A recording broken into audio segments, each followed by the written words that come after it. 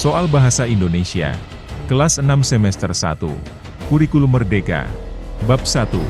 Bangga menjadi anak Indonesia.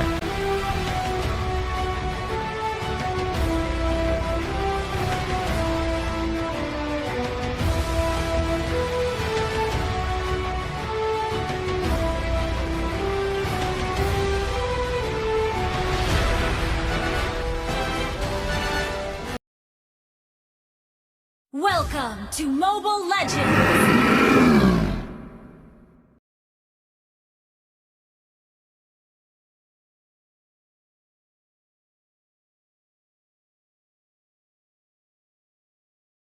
Indikator soal nomor 1. Peserta didik dapat mengidentifikasi negara asal tokoh utama sebagai siswa pindahan dalam cerita yang mereka baca dengan tepat. Perhatikan teks berikut. Untuk menjawab soal nomor 1-4. Aku anak Indonesia. Yuri berjalan menyusuri lorong sekolah. Bel berdentang, tanda jam pelajaran pertama akan segera dimulai. Seluruh siswa berlarian masuk ke kelas masing-masing. Yuri teralihkan pada seorang pria parubaya yang memasuki kelas berlambangkan 6 di atas pintu. Yuri mengikuti arah perginya pria tersebut. Namun, setelah sampai di sebelah pintu masuk, Yuri terdiam sesaat. Rasa gelisah mulai muncul, karena ini adalah hari pertamanya masuk sekolah baru di Indonesia. Keluarganya baru saja pindah dari Seoul, Korea Selatan, tempat ibunya menyelesaikan pendidikan doktor. Pak Radit, guru kelas 6, melihat bayangan seseorang di jendela dekat pintu kelas. Pak Radit kemudian berjalan keluar kelas. "Ah, kamu pasti Yuri.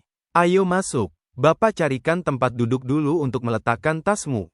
Lalu berkenalan dengan teman-teman sekelasmu." Sambut Pak Radit dengan senyuman lebar. Yuri mengangguk malu-malu. Seluruh mata di kelas ini hanya tertuju pada Yuri. Dia mendengar bisik-bisik meskipun tidak jelas. Dada Yuri berdegup begitu kencang, dan raut wajahnya tampak cemas. Pak Radit menyilakan Yuri untuk berdiri di depan kelas dan memperkenalkan diri. Yuri menarik nafas, lalu mulai memperkenalkan diri. "Selamat pagi teman-teman, nama saya Yuri, usia saya 13 tahun. Saya pindah dari Seoul, Korea Selatan. Ibu saya baru saja menamatkan kuliahnya di sana. Kami pindah ke kota ini karena ibu dan ayah saya akan bekerja di sini. Saya senang berkenalan dengan teman-teman di sini. Gamsahamnida." Terima kasih." Yuri lega, kecemasannya berkurang ketika melihat senyum terkembang dari teman-teman sekelasnya. "Terima kasih, Yuri. Ada yang ingin kalian tanyakan pada Yuri?" ujar Pak Radit, seorang anak laki-laki, mengacungkan tangan. "Kamu asalnya dari mana?" "Oh iya, namaku Krishna. Salam kenal ya. Saya berasal dari Bali, karena lahir di sana. Ayah saya berasal dari Korea, dan ibu saya berasal dari Sunda. Jadi, saya anak Indonesia," jawab Yuri. "Jadi, apa yang membuat kalian mengaku sebagai anak Indonesia?" tanya Pak Radit. "Karena lahir di Indonesia," jawab Diki, sambil mengangkat tangan kanannya. "Tapi adikku lahir di Amerika, dan dia tetap anak Indonesia," sangga Wina dengan tegas. "Kalian sama-sama benar. Anak Indonesia adalah anak-anak yang lahir atau tinggal di Indonesia, atau anak-anak yang ayah ibunya, atau salah satu orang tuanya orang Indonesia," kata Pak Radit. Tokoh utama pada cerita di atas merupakan siswa pindahan dari mana? Apakah A. Jepang, B. Amerika, C. Bali, atau D. Korea Selatan?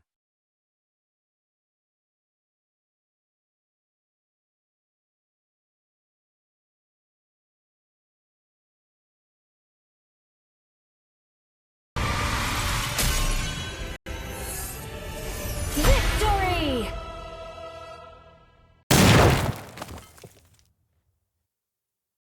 Jawabannya yang D. Indikator soal nomor 2. Peserta didik dapat mengidentifikasi latar tempat cerita berdasarkan deskripsi dalam teks.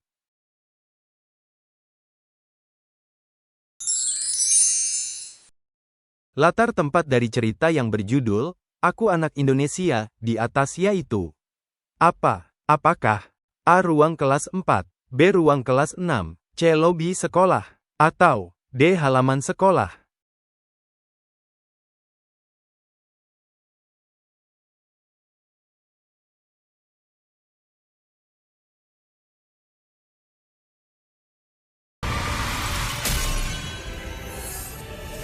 Victory!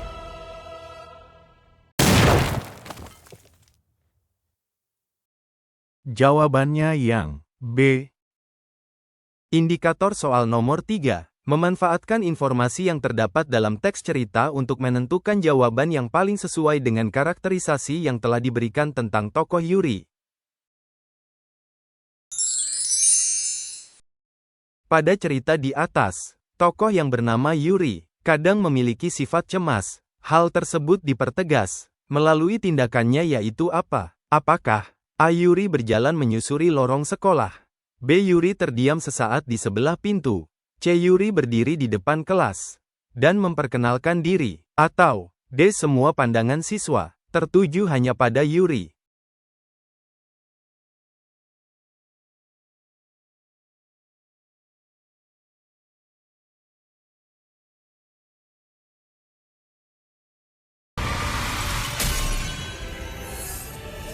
Victory!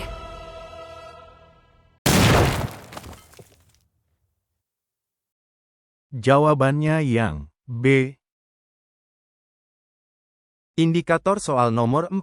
Peserta didik dapat memahami konsep identitas dan kebangsaan dalam konteks budaya Indonesia berdasarkan penjelasan yang diberikan dalam teks.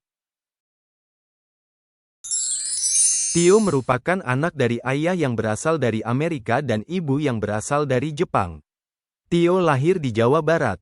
Berdasarkan penjelasan dari Pak Radit dalam cerita Aku Anak Indonesia, tentang pengertian anak Indonesia, maka pernyataan berikut yang benar yaitu apa? Apakah A. Tio merupakan anak Indonesia, B. Tio bukan anak Indonesia, C. Tio bisa berbahasa Indonesia, atau D. Tio tidak bisa berbahasa Indonesia?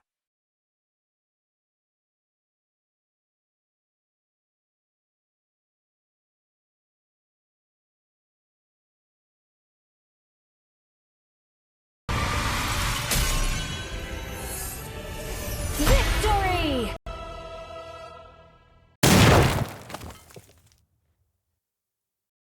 Jawabannya yang A.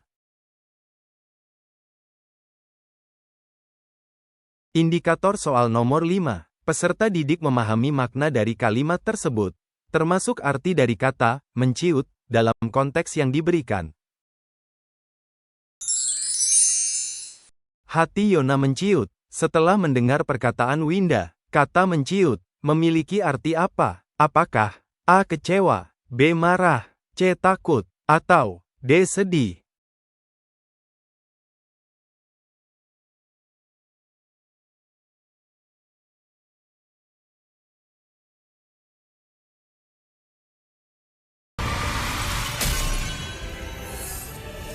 Victory!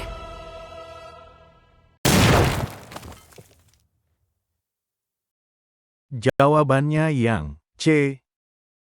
Indikator soal nomor 6. Peserta didik dapat mengidentifikasi arti yang paling sesuai dengan konteks kalimat yang diberikan.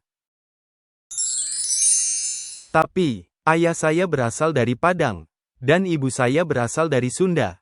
Tambah Hana, menyangga ucapan Juna itu. Kata menyangga memiliki arti apa? Apakah A. mempunyai pendapat lain, B. mempunyai pendapat sama, C. menolak pendapat orang, atau D. menerima pendapat orang?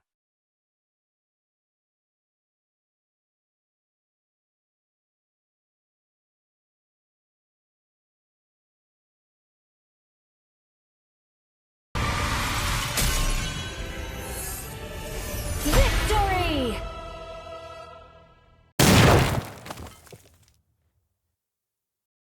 Jawabannya yang C. Indikator soal nomor 7. Peserta didik dapat memilih kata atau frasa yang tepat untuk mengisi rumpang dalam kalimat berdasarkan konteks yang diberikan.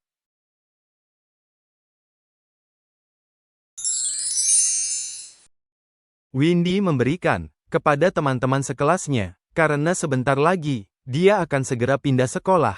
Kata yang tepat untuk mengisi bagian yang rumpang yaitu apa? Apakah A. Oleh-oleh, B. Buah tangan, C. Cendera mata, atau D. Arsitektur?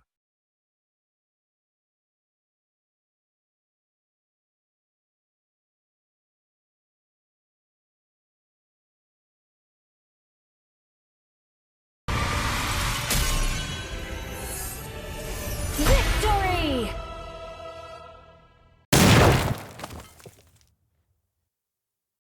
Jawabannya yang C.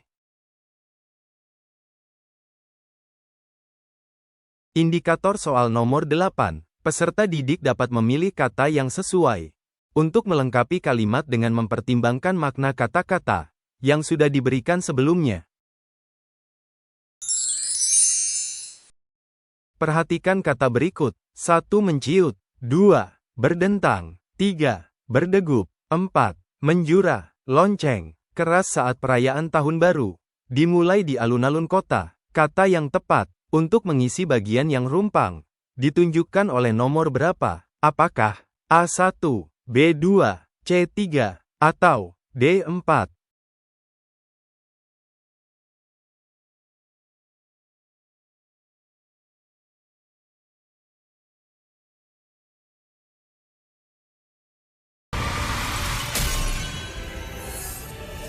Victory!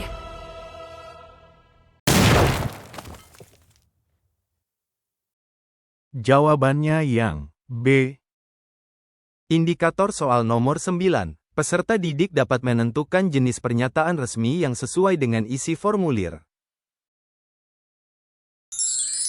Perhatikan formulir berikut.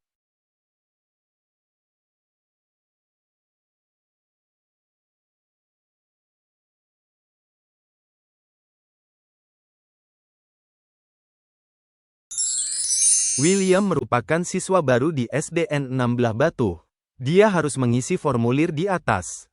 Formulir tersebut merupakan pernyataan resmi berupa apa? Apakah A. Pemesanan, B. Penilaian, C. Permohonan, atau D. Penerimaan?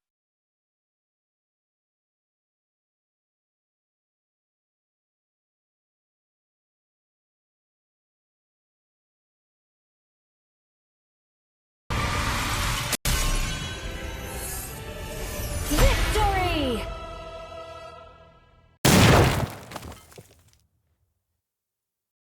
Jawabannya yang C. Indikator soal nomor 10. Peserta didik dapat memahami tugas pemustaka dalam membantu pengunjung mengisi formulir pendaftaran perpustakaan sekolah.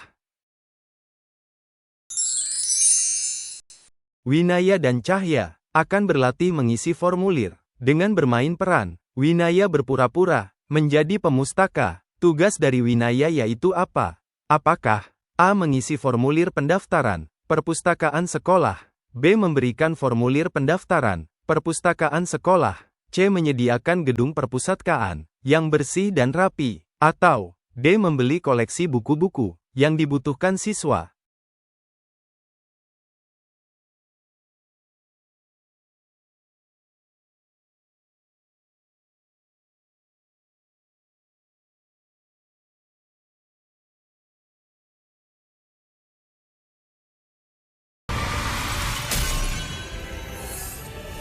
Victory!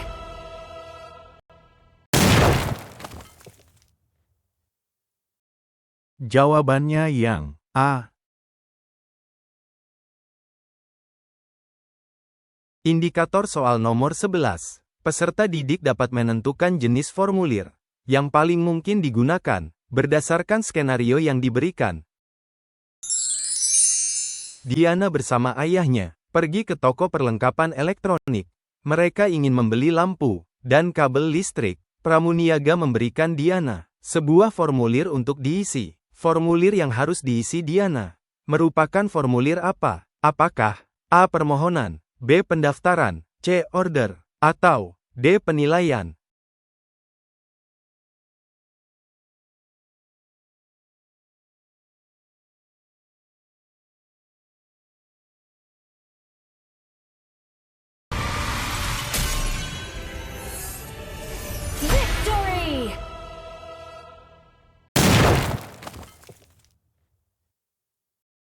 Jawabannya yang C. Indikator soal nomor 12. Peserta didik dapat mengetahui kapan bahasa Indonesia diresmikan sebagai bahasa nasional dan bahasa resmi negara.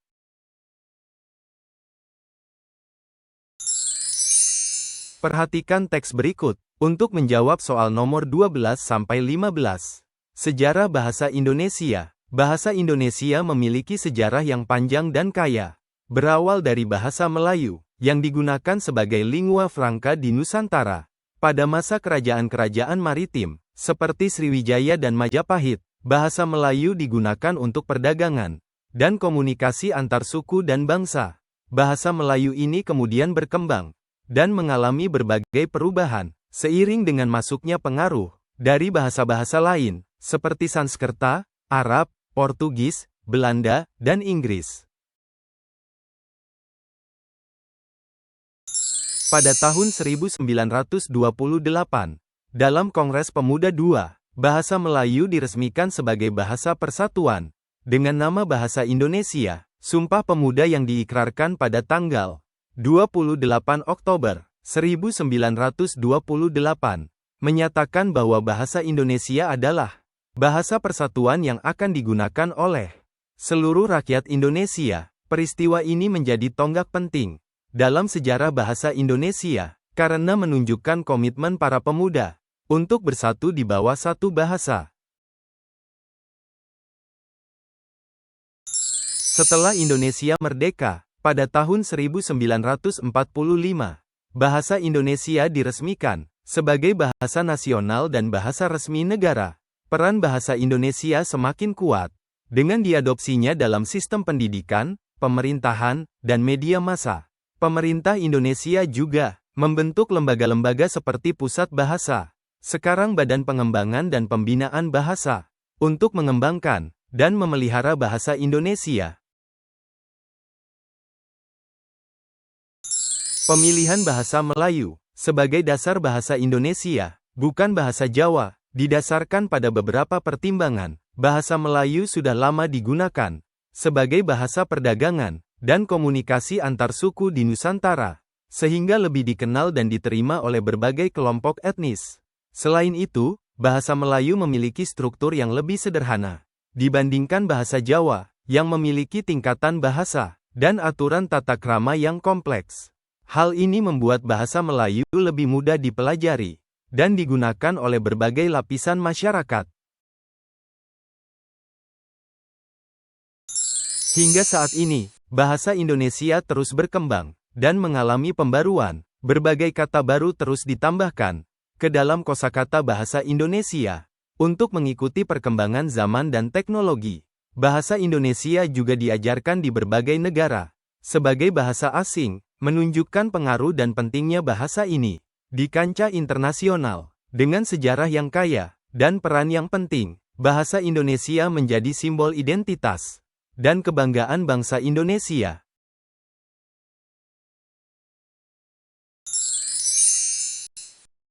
Bahasa Indonesia memiliki sejarah yang panjang dalam penggunaannya. Bahasa Indonesia diresmikan sebagai bahasa nasional dan bahasa resmi negara pada tahun berapa? Apakah tahun A. 1928, B. 1945, C. 2000, atau D. 2002?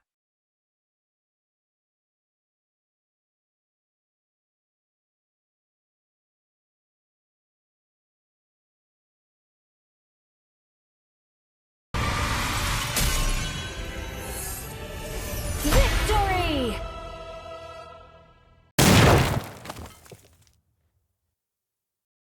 Jawabannya yang B. Indikator soal nomor 13. Peserta didik dapat memahami konsep lingua franca dan peran bahasa Melayu di Nusantara. Bahasa Melayu digunakan sebagai lingua franca di Nusantara. Kata lingua franca pada kalimat di atas memiliki makna apa? Apakah A. Bahasa yang menjembatani pihak yang berbeda bahasa, B. Bahasa yang mudah dipahami dan digunakan, C. Bahasa pemersatu bangsa Indonesia yang seragam, atau D. Bahasa warisan turun-temurun, dari nenek moyang.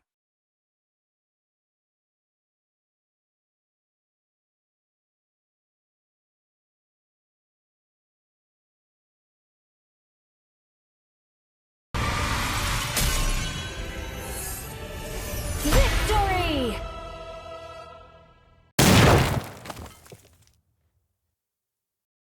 Jawabannya yang A. Indikator soal nomor 14. Peserta didik dapat memperoleh pengetahuan yang mendalam dan komprehensif tentang pemilihan bahasa Melayu sebagai dasar bahasa Indonesia. Pemilihan bahasa Melayu sebagai dasar bahasa Indonesia, bukan bahasa Jawa, yaitu apa? Apakah A. Lebih lengkap, kompleks, dan mudah dipahami, B. Sudah lama digunakan untuk komunikasi antar suku, C. Sudah disepakati sebelum Kongres Pemuda II, atau D. Jumlah penuturnya, pembicaranya, sangat besar.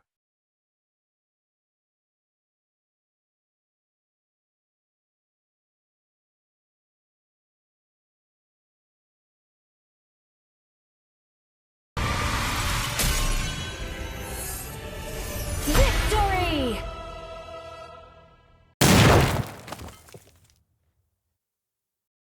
Jawabannya yang B. Indikator soal nomor 15. Peserta didik dapat menganalisis sifat bahasa Melayu sebagai cikal bakal bahasa Indonesia berdasarkan kalimat yang diberikan. Bahasa Melayu memiliki struktur yang lebih sederhana dan tidak memiliki tingkatan bahasa. Hal ini membuat bahasa Melayu lebih mudah digunakan oleh berbagai lapisan masyarakat.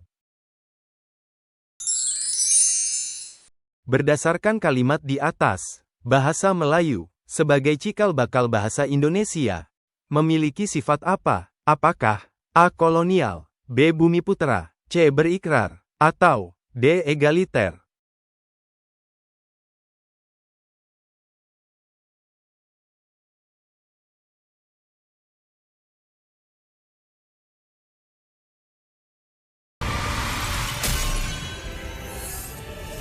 Victory!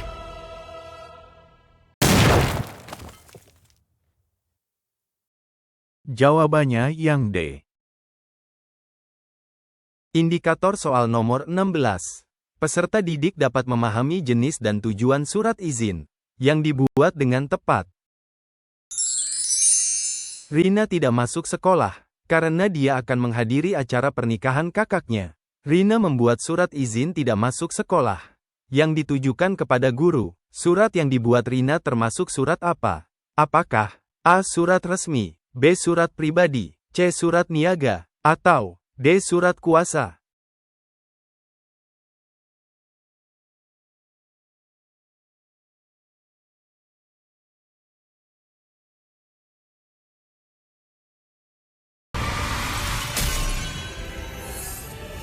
Victory!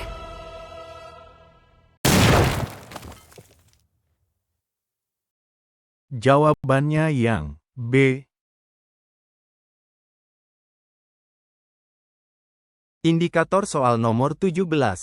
Peserta didik dapat menentukan unsur-unsur surat yang hanya ada pada surat resmi dan tidak ada pada surat pribadi.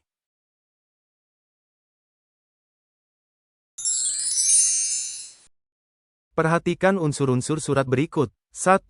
Salam pembuka. 2. Tanggal surat. 3. Identitas pengirim. 4. Kop surat. 5. Nomor surat. Unsur-unsur surat yang hanya ada pada surat resmi dan tidak ada pada surat pribadi ditunjukkan oleh nomor berapa? Apakah A1 dan 2, B2 dan 3, C3 dan 4, D4 dan 5?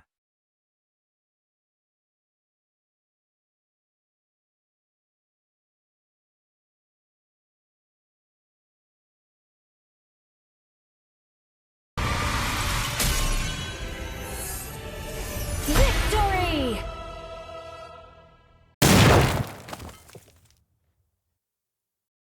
Jawabannya yang D. Indikator soal nomor 18. Peserta didik dapat menganalisis isi surat undangan dengan tepat. Perhatikan surat berikut.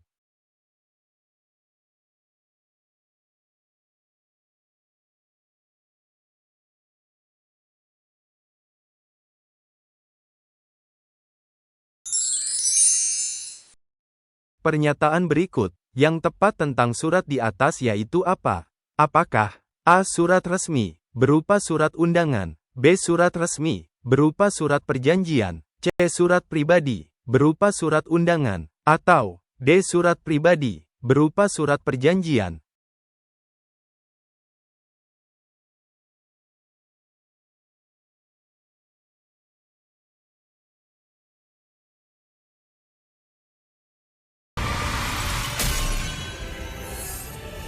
Victory!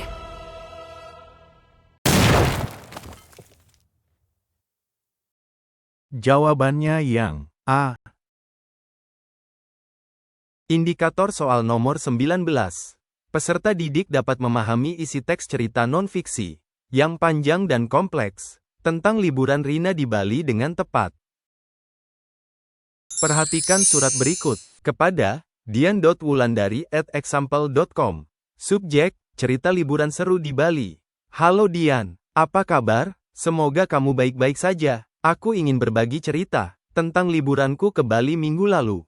Rasanya sangat menyenangkan, dan penuh pengalaman seru. Aku menginap di sebuah villa, yang terletak di daerah Ubud. Tempatnya sangat tenang, dan dikelilingi oleh sawah yang hijau. Setiap pagi, aku bisa melihat matahari terbit, sambil menikmati sarapan di teras villa. Benar-benar pemandangan yang menenangkan. Salah satu momen terbaik, adalah saat aku mengunjungi Pantai Kuta. Aku mencoba surfing, untuk pertama kalinya. Dan ternyata cukup menantang, tapi sangat menyenangkan. Selain itu, aku juga sempat menikmati sunset di Tanah Lot. Pemandangannya luar biasa indah, dan aku berhasil mengambil beberapa foto yang keren. Tidak ketinggalan, aku juga mengunjungi beberapa tempat wisata budaya, seperti Pura Besakih dan Goa Gajah. Di sana, aku belajar banyak tentang sejarah dan budaya Bali yang kaya. Makanannya juga enak-enak, terutama babi guling dan sate lilit yang khas. Liburan ini benar-benar memberikan banyak kenangan indah, dan membuatku merasa segar kembali. Aku harap suatu hari nanti kita bisa liburan bareng ke Bali. Pasti akan lebih seru, kalau kita bisa menikmati keindahan Bali bersama-sama. Bagaimana dengan kamu? Apakah ada rencana liburan dalam waktu dekat? Aku tunggu cerita-ceritamu juga ya. Salam hangat, Rina. Rina@example.com. Berikut ini pernyataan yang tepat terkait isi surat di atas yaitu apa? Apakah A. Rina sering surfing di Pantai Kuta, B. Rina menikmati sunset di Tanah Lot, C. Dian mengunjungi Pura Besakih dan Goa Gajah? Apakah D. Dian ingin mengajak Rina berlibur ke Bali?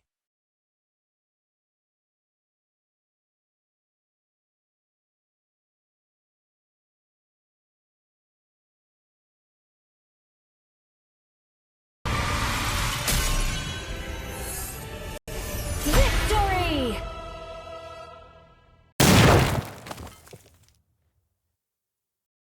Jawabannya yang B. Indikator soal nomor 20. Peserta didik dapat menyebutkan berbagai jenis surat resmi, seperti nota dinas, surat undangan resmi, surat lamaran pekerjaan, surat pengumuman, dan lain sebagainya.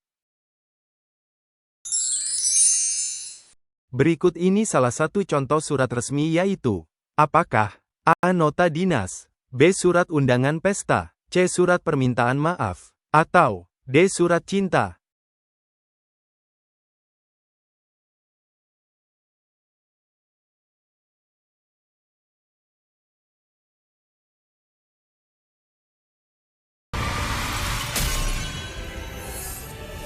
Victory!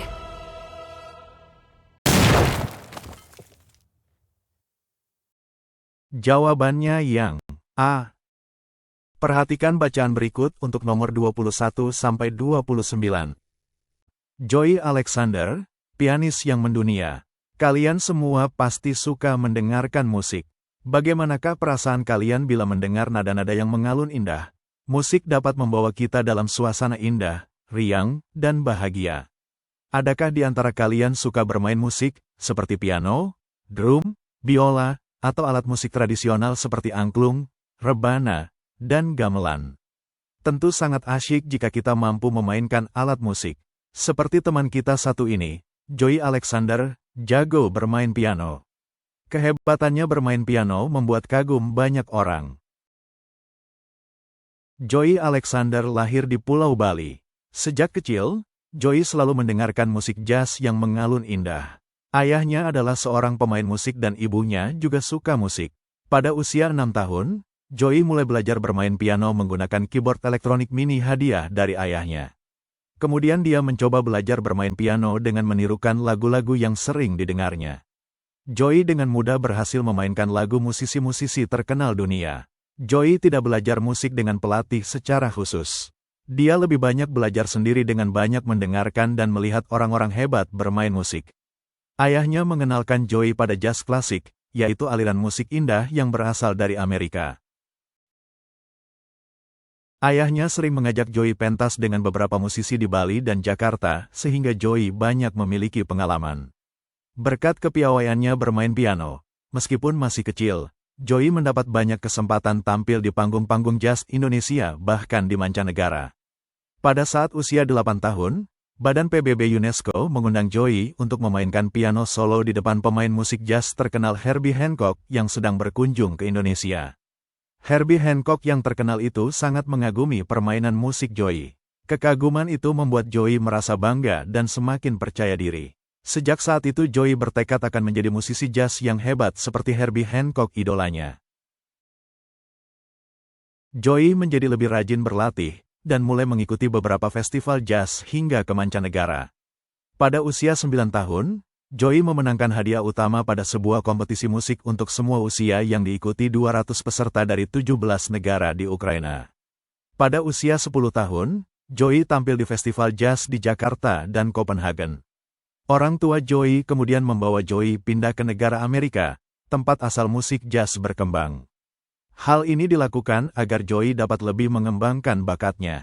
Di sana Joey mengajak beberapa orang teman untuk bermain dalam sebuah band. Ia bekerja sama dengan teman-temannya untuk menghasilkan permainan musik indah yang dapat menghibur banyak orang. Grup musiknya trio Joey Alexander telah bermain di tempat-tempat terkenal dan festival besar di Amerika Serikat dan di seluruh dunia, termasuk Indonesia, tanah kelahirannya. Hampir dalam setiap penampilannya, Joey selalu memukau banyak orang.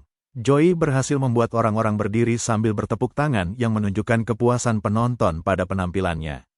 Ternyata dengan mendengarkan musik dan tekun berlatih, Joey dapat mengembangkan bakatnya dalam bermain musik.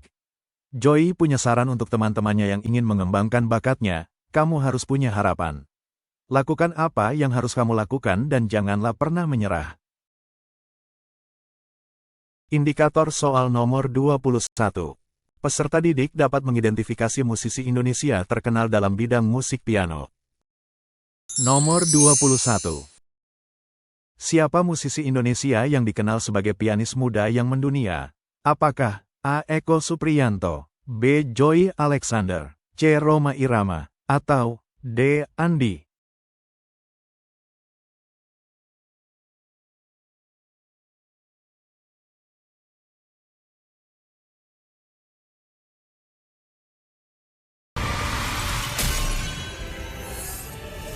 Victory!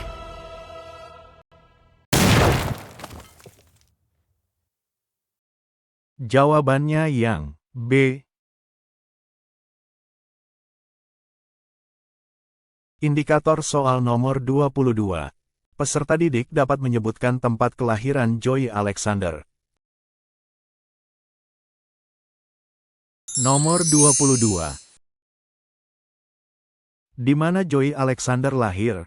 Apakah A. Jakarta, B. Yogyakarta, C. Bali, atau D. Surabaya?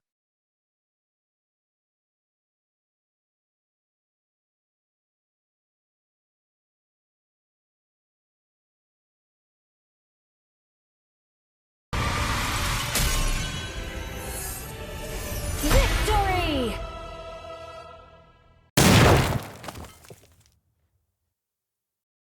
Jawabannya yang C. Indikator soal nomor 23. Peserta didik dapat mengenali alat musik yang dimainkan oleh Joey Alexander. Nomor 23. Alat musik apa yang dimainkan oleh Joey Alexander? Apakah A. Biola, B. Gitar, C. Piano, atau D. Drum?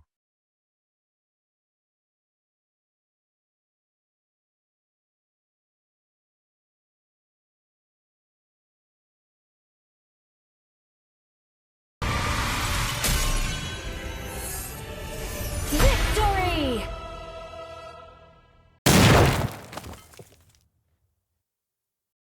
Jawabannya yang C. Indikator soal nomor 24. Peserta didik dapat mengetahui usia Joey Alexander saat diundang oleh PBB UNESCO. Nomor 24. Pada usia berapa Joey Alexander diundang oleh PBB UNESCO untuk bermain piano? Apakah A. 6 tahun, B. 8 tahun, C. 9 tahun, atau D. 10 tahun?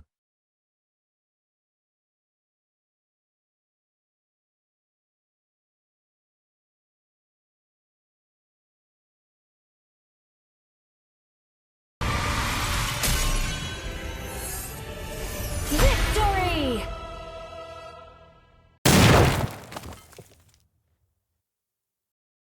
Jawabannya yang C.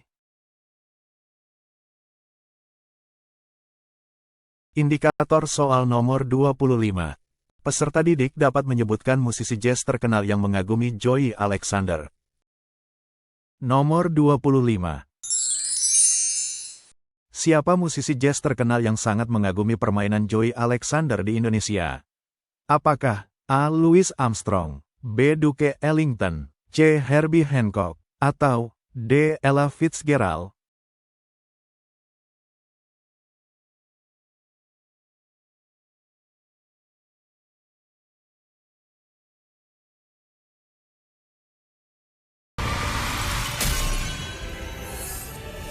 Victory!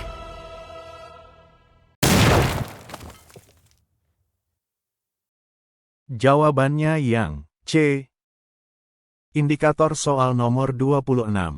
Peserta didik dapat menyebutkan nama grup musik yang dibentuk oleh Joey Alexander. Nomor 26. Apa nama grup musik yang dibentuk oleh Joey Alexander di Amerika Serikat? Apakah A. Trio Joey Alexander, B. Quartet Jazz Indonesia, C. Bali Jazz Ensemble, atau D. Jazz Fusion?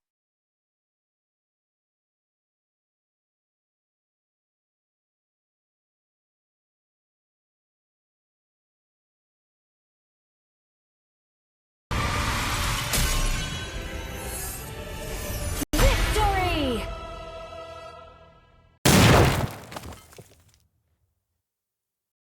Jawabannya yang A.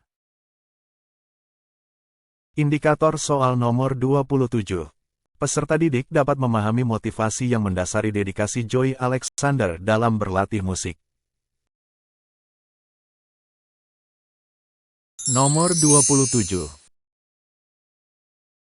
Apa yang menjadi motivasi Joey Alexander untuk terus berlatih musik? Apakah A. Hadiah uang, B. Dukungan orang tua, C. Pujian dari musisi terkenal, atau D. Tekad menjadi musisi jazz hebat?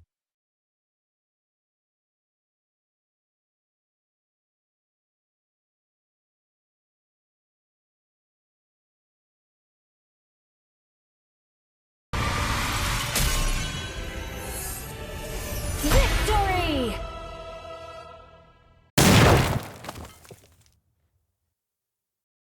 Jawabannya yang D. Indikator soal nomor 28. Peserta didik dapat mendeskripsikan ciri khas seni Joey Alexander. Nomor 28. Apa yang menjadi ciri khas dari seni yang dipentaskan oleh Joey Alexander di panggung dunia? Apakah A. Alat musik tradisional, B. Jazz dan improvisasi piano, C. Tari kontemporer, atau D. Drama teater?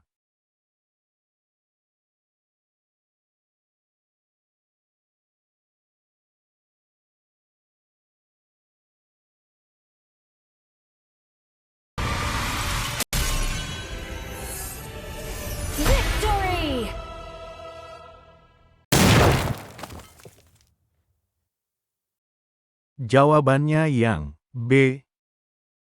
Indikator soal nomor 29. Peserta didik dapat menyebutkan metode yang digunakan Joey Alexander untuk meningkatkan teknik bermain piano. Nomor 29. Apa yang dilakukan Joey Alexander untuk memperbaiki teknik bermain pianonya? Apakah A. Belajar dari pelatih musik terkenal, B. Mendengarkan dan menirukan musisi terkenal, C. Membaca buku tentang teori musik, atau D. Menghadiri kelas musik online?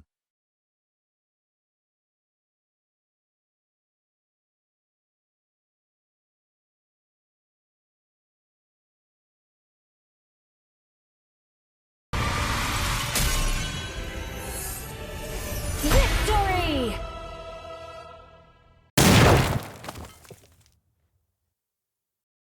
Jawabannya yang A. Perhatikan bacaan berikut untuk nomor 30-37.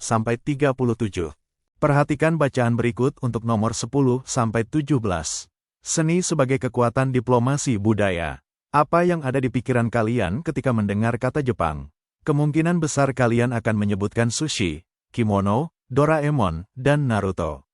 Bagaimana dengan negara Australia? Mungkin kalian akan mengingat Opera House, koala, dan kanguru.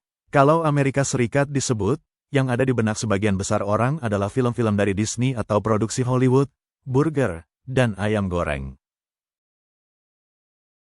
Produk budaya yang dikenal oleh masyarakat dunia adalah modal suatu negara untuk melakukan diplomasi lunak, soft diplomacy. Diplomasi adalah suatu seni dan praktik untuk bernegosiasi yang dilakukan oleh negara atau organisasi. Diplomasi lunak menggunakan cara-cara yang halus untuk memengaruhi opini masyarakat akan suatu negara. Lawan dari diplomasi lunak adalah diplomasi keras, misalnya dengan menggunakan kekuatan militer. Salah satu negara yang sangat sukses menjalankan diplomasi lunak adalah Korea Selatan. Pemerintah Korea Selatan secara serius mendukung industri kreatif di negaranya yang disebut Hallyu atau gelombang Korea. Hallyu semakin dikenal di seluruh dunia dari musik pop, tayangan drama, dan film Korea. Salah satu contohnya adalah grup pop Korea BTS, Bangtan Sonyeondan, yang memiliki banyak penggemar di seluruh dunia yang menyebut dirinya ARMY atau pasukan. Grup BTS tidak hanya berkontribusi pada perekonomian Korea Selatan dengan penjualan musik, souvenir, atau tiket konser saja, tapi juga mampu menaikkan jumlah turis yang ingin mengunjungi Korsel. Popularitas BTS membuat kelompok ini diundang untuk berpidato mewakili anak-anak muda di markas PBB. Presiden Korsel memberikan apresiasi kepada BTS yang sudah menyebarkan budaya Korea ke seluruh dunia. Kesuksesan Korea Selatan bukan kerja semalam. Sejak tahun 2001, pemerintah Korsel sudah mulai mempromosikan Hallyu. Presiden Korsel waktu itu, Kim Dae-jung, menyebut industri kreatif ini sebagai industri tanpa cerobong asap. Industri kreatif adalah mesin penggerak ekonomi yang menciptakan nilai tambah dengan investasi dan sumber daya yang lebih sedikit dibandingkan dengan pengembangan industri lainnya. Hasil kerja keras ini baru bisa dipetik bertahun-tahun kemudian. Misalnya, keberhasilan film berbahasa Korea, Parasite, yang memenangkan Oscar, penghargaan insan perfilman yang sangat bergengsi di Amerika Serikat pada tahun 2020. Bagaimana dengan Indonesia? Apa yang ada di pikiran masyarakat dunia ketika mendengar kata Indonesia? Indikator soal nomor 30. Peserta didik dapat mendefinisikan istilah diplomasi lunak dalam konteks budaya. Nomor 30. Apa istilah yang digunakan untuk diplomasi budaya yang mempengaruhi opini masyarakat dengan cara halus? Apakah A. Diplomasi keras, B. Diplomasi lunak, C. Diplomasi ekonomi, atau D. Diplomasi politik?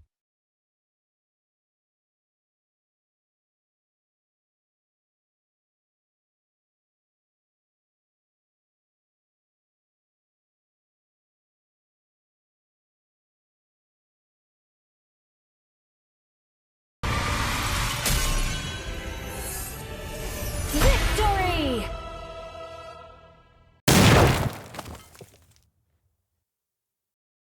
Jawabannya yang B.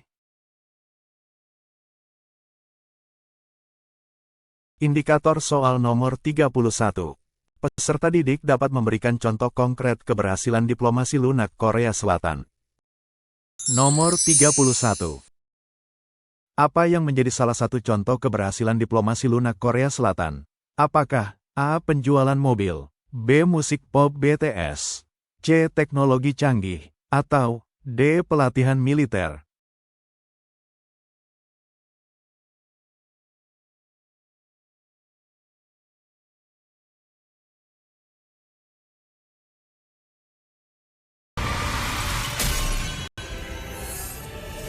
Victory!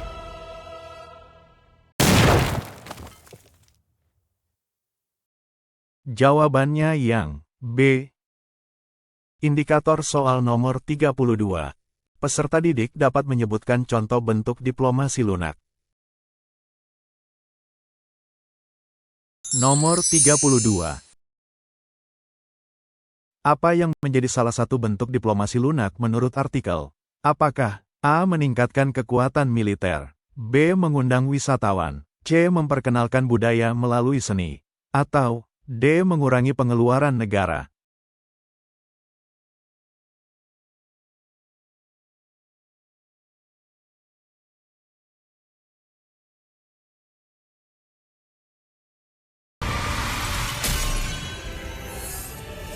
Victory!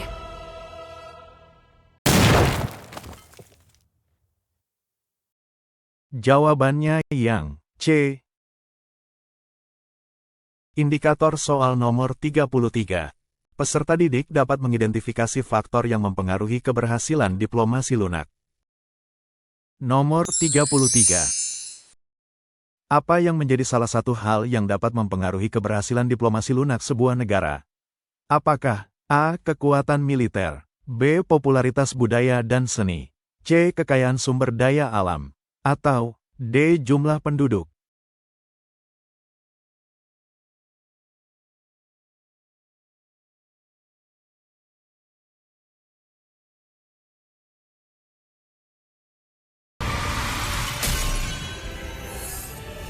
Victory!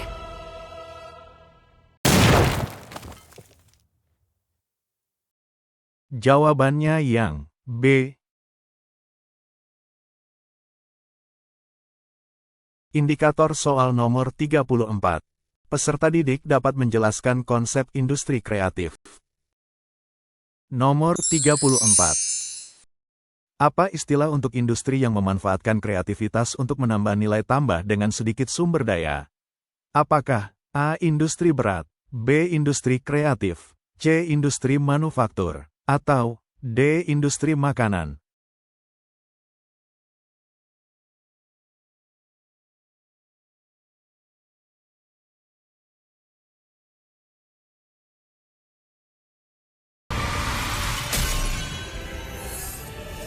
Victory!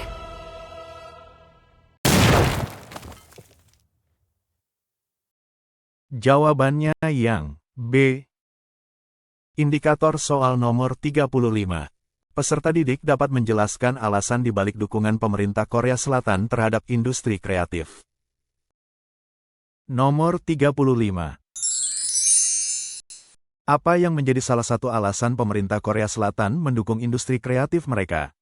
Apakah A. Untuk meningkatkan kekuatan militer, B. Untuk mempercepat pembangunan infrastruktur, C. Untuk mendukung ekonomi dan diplomasi lunak, atau D. Untuk mengurangi ketergantungan pada teknologi?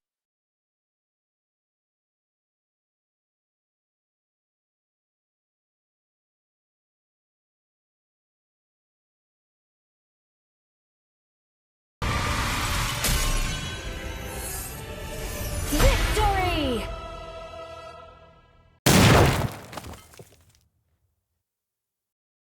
Jawabannya yang C. Indikator soal nomor 36. Peserta didik dapat menyebutkan langkah-langkah yang dapat diambil untuk meningkatkan diplomasi lunak Indonesia. Nomor 36. Apa yang bisa dilakukan oleh Indonesia untuk meningkatkan diplomasi lunak? Apakah A. Meningkatkan anggaran militer, B. Menyebarkan produk budaya melalui media dan acara internasional, C. Mengurangi produksi industri berat, Atau D. Meningkatkan impor barang.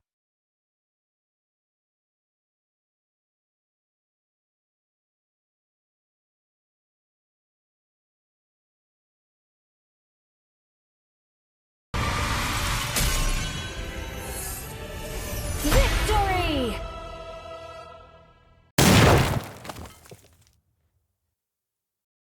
Jawabannya yang B. Indikator soal nomor 37.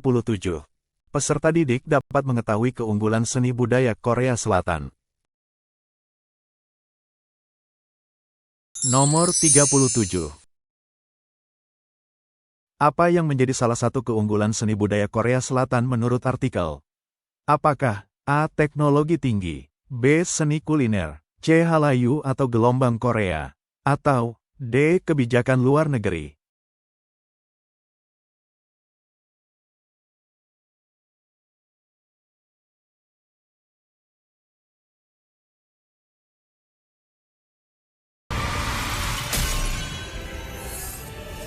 Victory!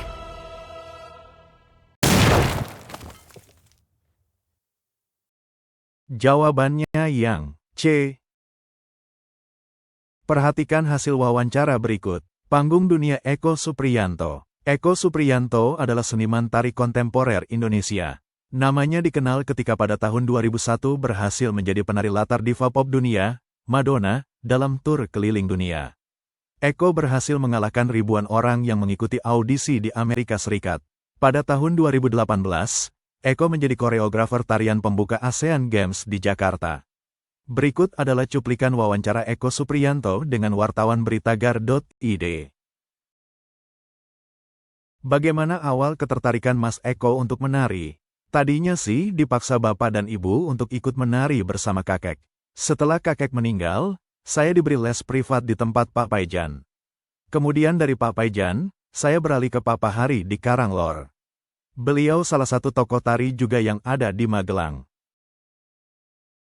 Setelah itu, ketika masuk semea saya setengah berhenti menari karena malu dibilang seperti cah wedok, anak perempuan, kalau menari.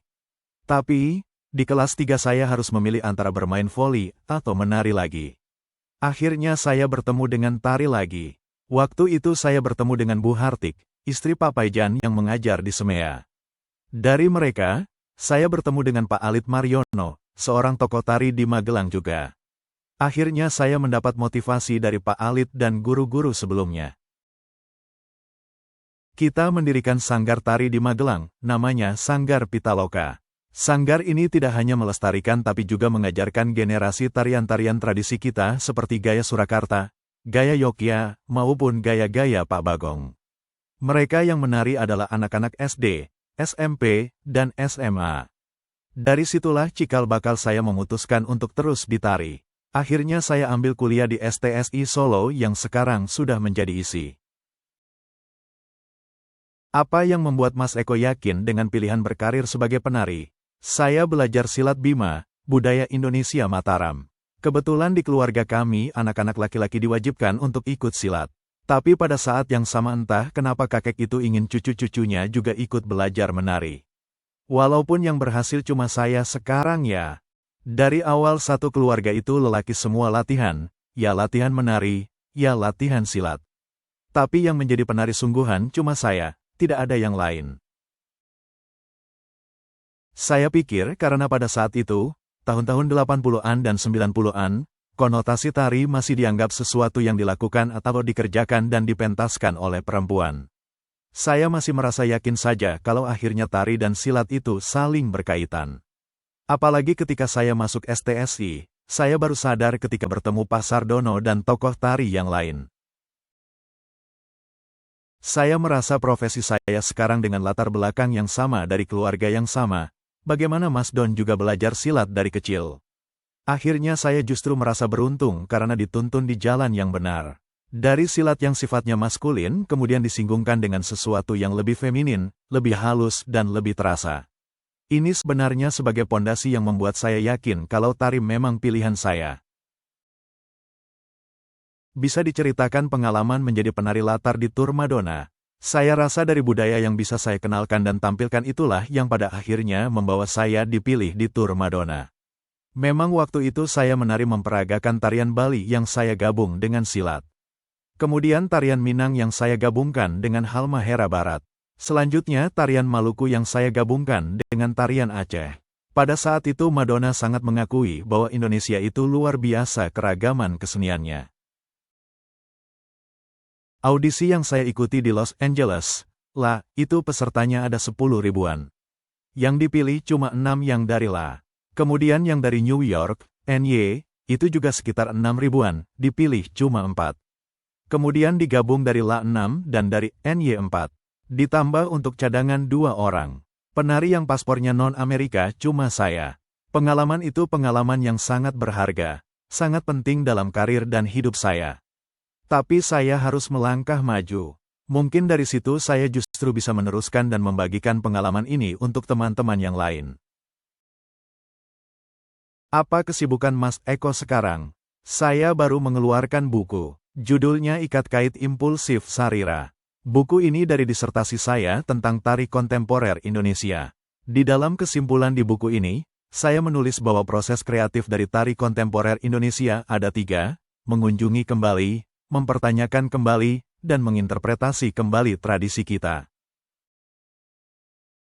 Saya selalu bilang bahwa saya beruntung dalam hal tari tradisional, kita mempunyai seniman kontemporer. Kalau tidak, tarian tradisional itu hanya akan ada di museum, dan menjadi barang eksotis saja. Hanya akan dipuji, wah, cantik. Lalu selesai begitu saja. Nah, tugas seniman tari kontemporer inilah yang menciptakan gagasan baru untuk menjembatani supaya tari tradisional kita tidak hanya dianggap sebagai barang eksotis melulu setiap saat. Indikator soal nomor 38. Peserta didik dapat menyebutkan nama seniman tari kontemporer Indonesia yang terkenal. Nomor 38. Apa nama seniman tari kontemporer Indonesia yang dikenal karena penampilannya bersama Madonna? Apakah A. Eko Supriyanto, B. Bagong Kussudiardjo, C. Iwayan Dibia, atau D. Sri Sunarti?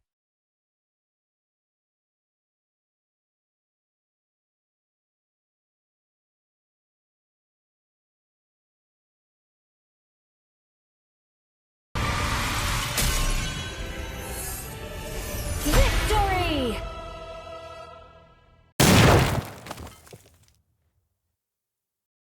Jawabannya yang A. Indikator soal nomor 39.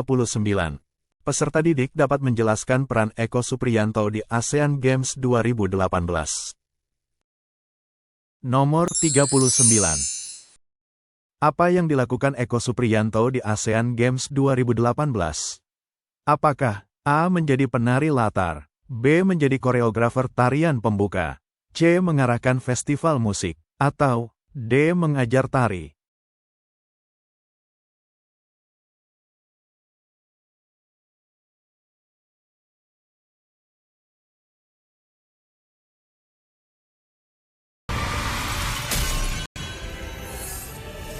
Victory!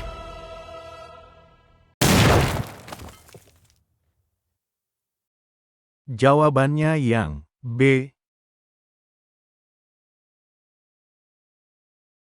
Indikator soal nomor 40.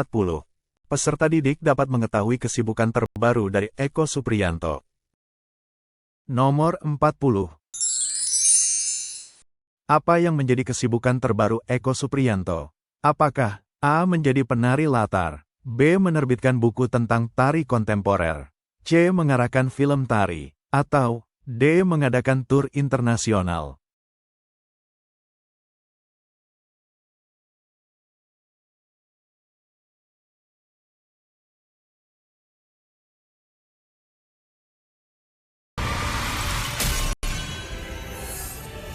Victory!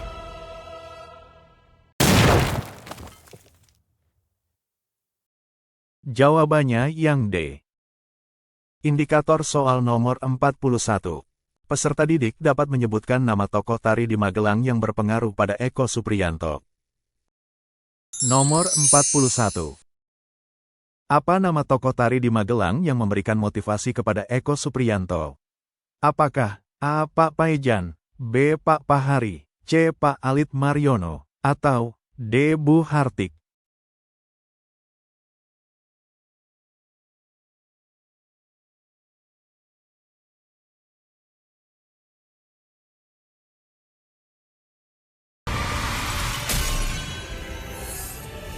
Victory!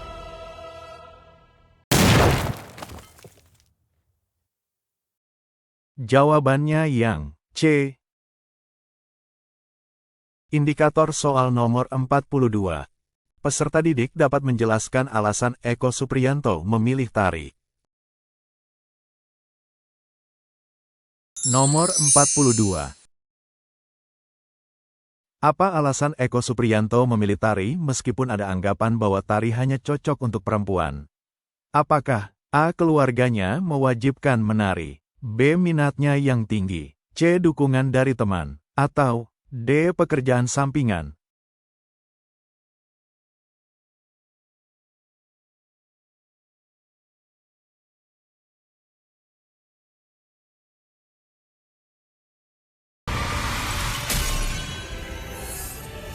Victory!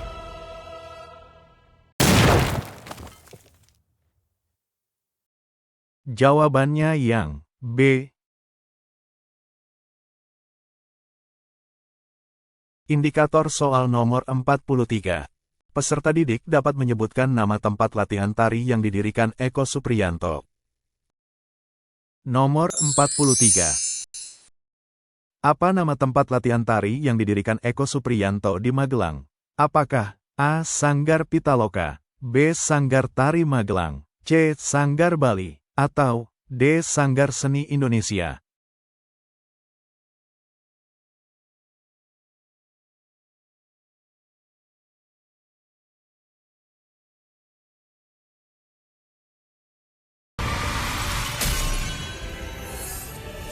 Victory!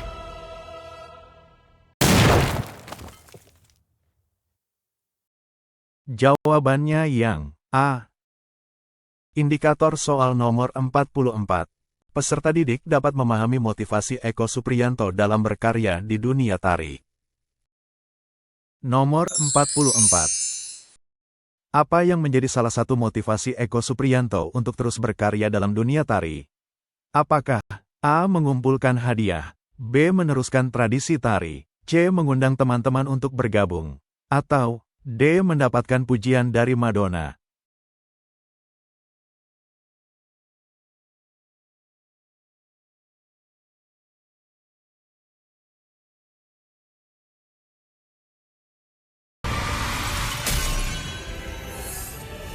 Victory!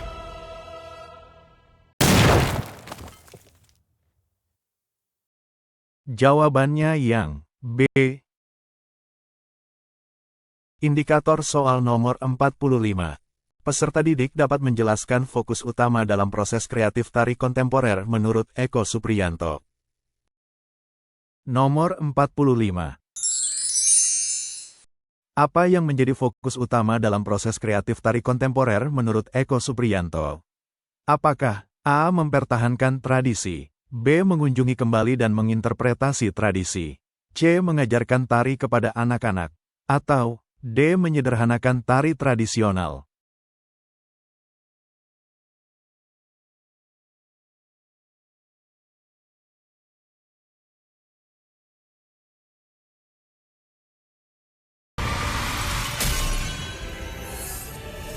Victory!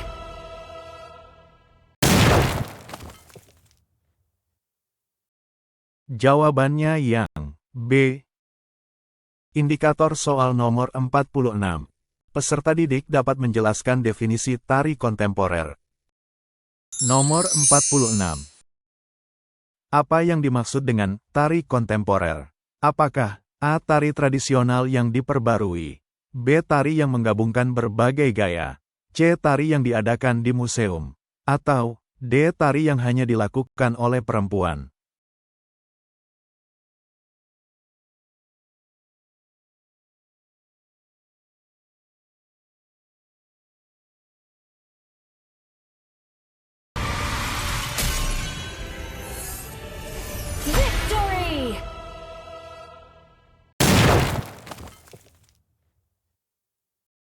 Jawabannya yang B.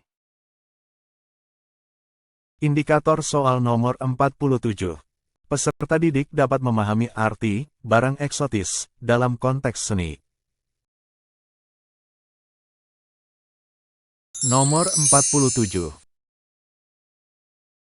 Apa yang dimaksud dengan barang eksotis dalam konteks seni? Apakah A. Karya seni modern, B. Karya seni yang sangat terkenal, C. Karya seni yang dianggap aneh atau unik, atau D. Karya seni yang dihasilkan oleh seniman terkenal?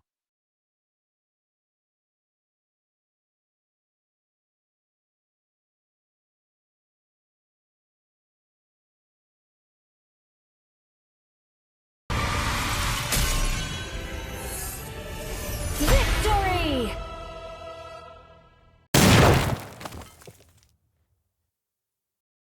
Jawabannya yang C.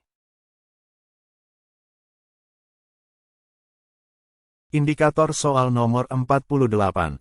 Peserta didik dapat menjelaskan makna generasi dalam seni tari. Nomor 48. Apa yang dimaksud dengan generasi dalam konteks seni tari? Apakah A. Mengubah gaya tari, B. Pembaruan generasi tua ke generasi muda, C. Menyimpan tari di museum, atau D. Membuat tarian baru?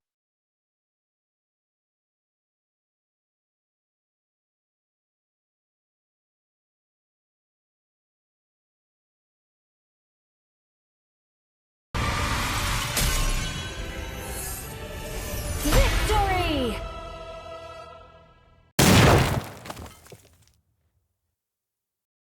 Jawabannya yang B. Indikator soal nomor 49. Peserta didik dapat menyebutkan langkah awal yang diperlukan untuk melakukan wawancara. Nomor 49. Apa yang menjadi salah satu langkah awal dalam melakukan wawancara? Apakah A. Mengirimkan email, B. Menentukan tujuan wawancara, C. Membuat jadwal wawancara, atau D. Mempersiapkan dokumen?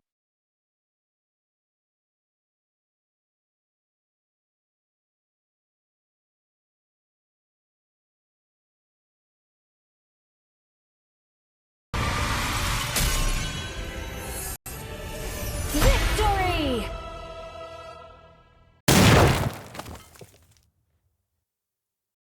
Jawabannya yang B. Indikator soal nomor 50. Peserta didik dapat menyebutkan hal-hal yang penting untuk diperhatikan saat melakukan wawancara. Nomor 50. Apa yang perlu diperhatikan ketika melakukan wawancara untuk mendapatkan hasil yang baik? Apakah A. Menggunakan bahasa formal, B. Menyediakan hadiah, C. Menuliskan seluruh kalimat jawaban, atau D. Menggunakan alat perekam suara?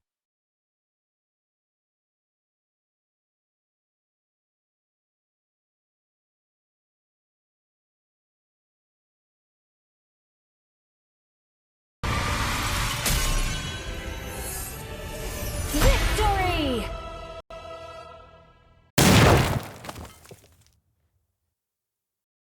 Jawabannya yang D. Terima kasih. Wassalamualaikum warahmatullahi wabarakatuh.